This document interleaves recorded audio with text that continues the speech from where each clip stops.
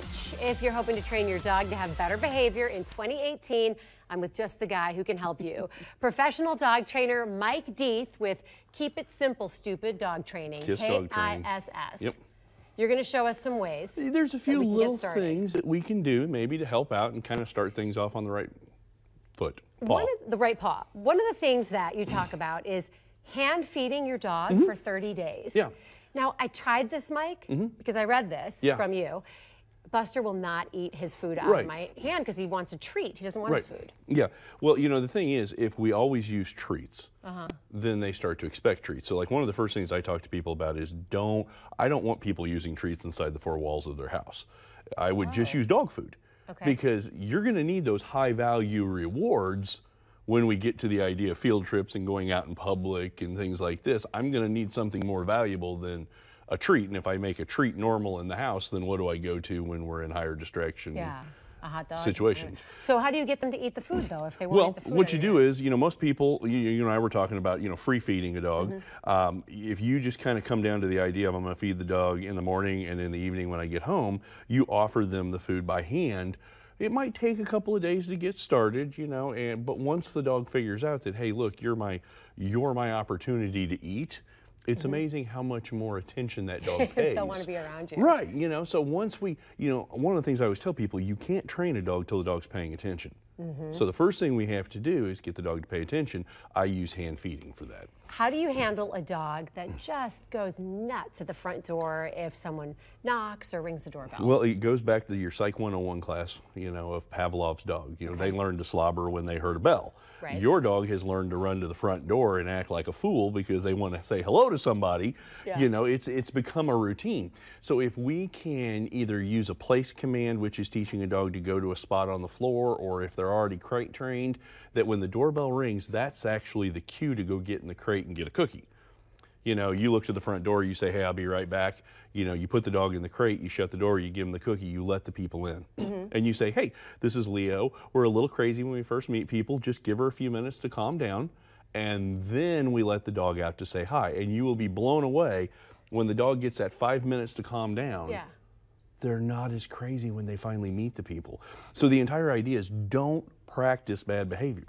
Every single time the doorbell rings, we're practicing bad behavior by letting the dog do this. And the onus is on the human. It always is. It's not the dog that's being bad. It's us not being the right trainers and doing the right techniques. We can't expect a dog to do anything until we teach them to do it.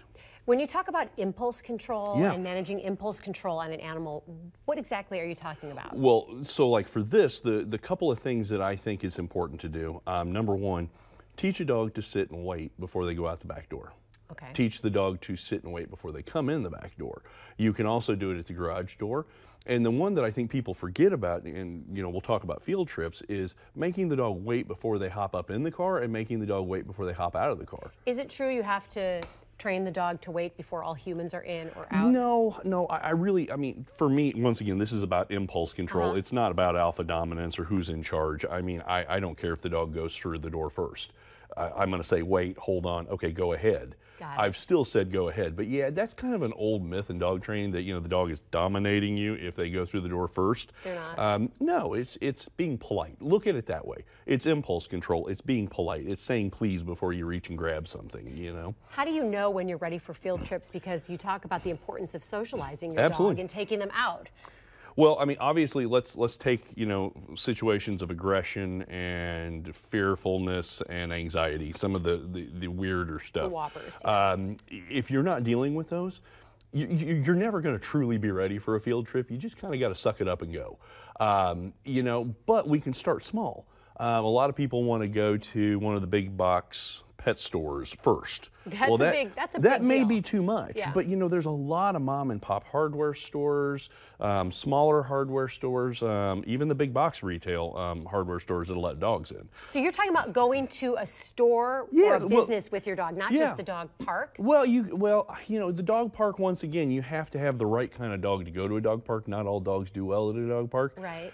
For me, the real reason for doing field trips is that your dog learns to pay attention to you, not the environment. Okay. Because if we can make crazy normal, then the dog's bulletproof. Right. But we You're don't setting ever, your dog up for success. Yeah, you know, so we get to where we're perfect inside the four walls of our house with our dog, and we end up with what's called a living room dog, where the dog is perfect inside the house, but the minute you walk out the front door, oh, you know what breaks loose. Right. So we start, and you know, the thing is, a field trip can be 5 minutes. I mean, it may start as simply walking into a hardware store, making one lap around and leaving. But if you do that twice a week for 6 weeks, the dog's going to be like, this hardware store is boring. Right, which is good. Which is good, because the minute it's boring, we'll move on to something else. Mike Deathe, thank you very much. Hey, no problem. Keep it simple, stupid dog training. Absolutely, Kiss. Walking your dog would certainly be